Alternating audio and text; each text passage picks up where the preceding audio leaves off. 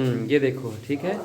आज हम प्रयोग के माध्यम से समझेंगे कि कैसे आसुत जल बनाया जाता है। आसुत जल क्या होता है, डिस्टिल वाटर किसे कहते हैं, इसे समझेंगे। तो एक हम क्या कर रहे हैं यहाँ पर, है ना, एक बर्तन में पानी गर्म कर रहे हैं, ठीक है।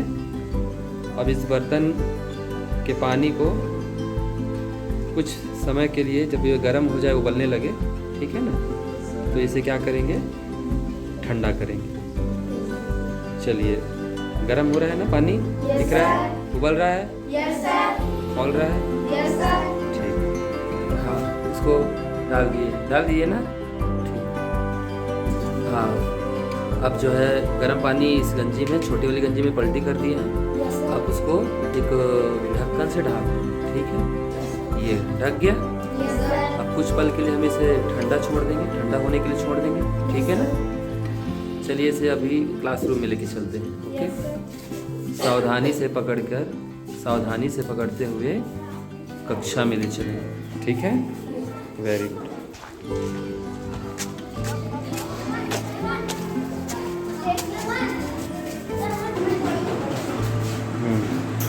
ठीक है। पानी कहाँ कहाँ से मिलता है? हाँ, वेरी गुड। नदी से, तालाब से, समुद्र से, हैंडपंप से, ठीक, कुआं से, अच्छी बात।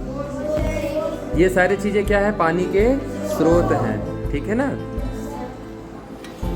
तो क्या आप बता सकते हैं कि इनमें से जो विभिन्न प्रकार के स्रोत हैं जहाँ से हमें पानी प्राप्त होता है, किस स्रोत से मिला हुआ पानी बहुत ही शुद्ध होता है? जमीन में जो पानी रहता है वो प्रायः बहुत शुद्ध होता है। इसी कारण उसका उपयोग हम क्या करने के लिए करते हैं, ठीक है ना। अब यदि मैं ये कहूँ कि उससे भी यदि कोई शुद्ध पानी है, जिसे हम आशुद्ध जल कहते हैं, डिस्टिल वाटर कहते हैं, ठीक है ना, और आज उसी को पता लगाने के लिए, उसी को पाने के लिए कि वो पानी कैसा दिखता है, आशुद्ध जल होता कैसा है, ठीक है ना। क्योंकि शुद्ध पानी जो होता है उसे शुद्ध इसलिए कहते हैं क्योंकि उसमें किसी प्रकार का खनिज लवण नहीं होता है, ना ही सूक्ष्म जीव होता है, ठीक है ना।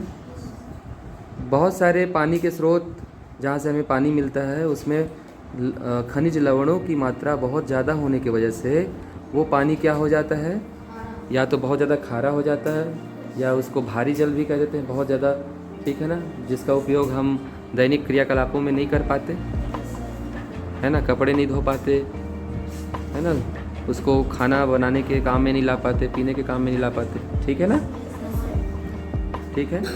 बहुत सारी बीमारियाँ किसकी वजह से होती है हमें, सूक्ष्म जीव जब हमारे बॉडी में आ जाता है उसके वजह से होती है ना। जब हम पानी पीते हैं, दूषित पानी, तो उसमें सूक्ष्म जीव रहते हैं और वो हमारे शरीर में आ जाते हैं और हमारे शरीर में बीमारी पैदा करते हैं, ठीक है ना। तो आशुद्ध जल में कोई सूक्ष्म जीव आपको देखने को नहीं मिलेगा, ठीक है। इसलिए सबसे शुद्ध जल होता है। और हाँ, आशुद्ध जल, डिस्टिल वाटर बोलते हैं इंग्लिश में, ठीक है। तो अभी हम देखेंगे इसी आशुद्ध जल का उपयोग दवाई बनाने वाली कंपनी जो है, जब दवाई बनाती है ना, तो जैसे टाइफाइड आप सभी को होता है कभी, तो डॉक्टर के पास जाते हो तो आपके नस में इंजेक्शन लगाता है ना, तो नस में जो इंजेक्शन लगाता है उस दवाई को घोलने के लिए एक अलग से पानी का उपयोग करता है, सिरिंज में भर के, डिस्पोजल में भर के, और फिर दवाई वाली शीशी में डाल के उसको घोलता है ऐसे से, ठीक है ना। तो वो जो है, जो पानी का इस्तेमाल वो दवाई को घोलने के लिए करता है, ठीक है, तो वही जो पानी है वही है आशुद्ध जल, ठीक है जी। क्या है वो? आशुद्ध जल, क्योंकि वो बहुत शुद्ध होता है, इसलिए उसको दवाई में घोल करके, है ना, हम दवाई को शरीर में इंजेक्ट करते हैं, नस में इंजेक्शन लगा करके दवाई को शरीर में प्रवेश कराते हैं, है ना। यदि वो खराब पानी रहेगा तो फिर आप उल्टा बीमार पड़ जाओगे। ठीक है ना? ओके।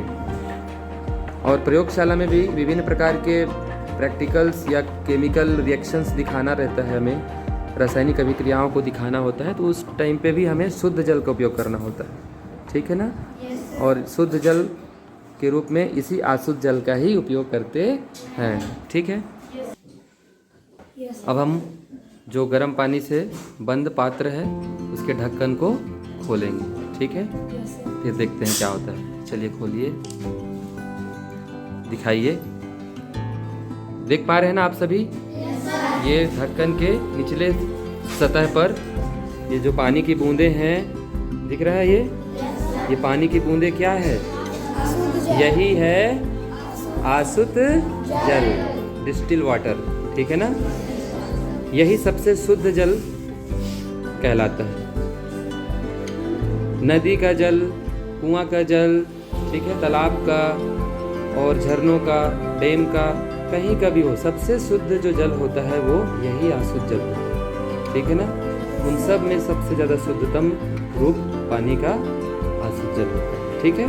इसी को ये पानी का सबसे शुद्ध रूप है। इसमें केवल H2O है। ठीक है? और कोई भी खनिज लवण नहीं है इसमें। ठीक है ना जी? अब देखो, खनिज लवण यदि तुमको देखना हो जो इस पानी में जितनी भी मात्रा में रही हो, आप ध्यान से देखोगे तो आप देख पा रहे हो कि पानी जिस बर्तन में रखा है, ठीक है ना, इसके सेंटर पे, जो सेंटर पे दिख रहा है मेरी उंगली वो आप देख पा रहे हो ना?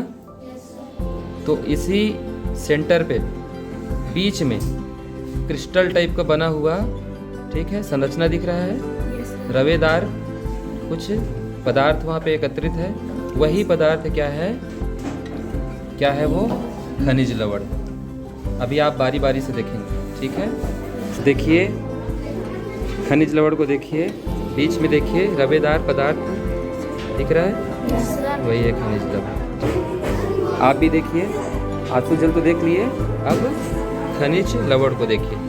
ये बीच में दिख रहा है, ये है रवेदार पदार्थ जो जमा हुआ है, जो पानी में रहता है, घुला हुआ रहता है, खनिज लवण, जिसकी एक संतुलित मात्रा हमारे शरीर के लिए बहुत ज़रूरी है। लेकिन अधिक मात्रा होने से शरीर में विकार भी उत्पन्न हो जाता है। अधिक मात्रा समुद्र के पानी में खनिज लवण की होती है, जिसकी वजह से समुद्र का पानी कैसा होता है?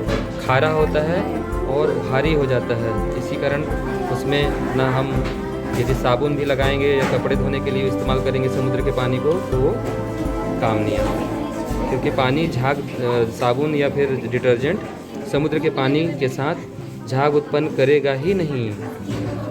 तो ये सब खनिज लवण की अधिकता के कारण होता है। ठीक है ना? देख पा रहे हो आप सभी? देख लिए? देख रहे हो सब कोई ना? तो इस तरह से आज हम इस प्रयोग के माध्यम से दो चीज़ समझ पाए कि अशुद्ध जल क्या होता है, कैसे बनाया जाता है,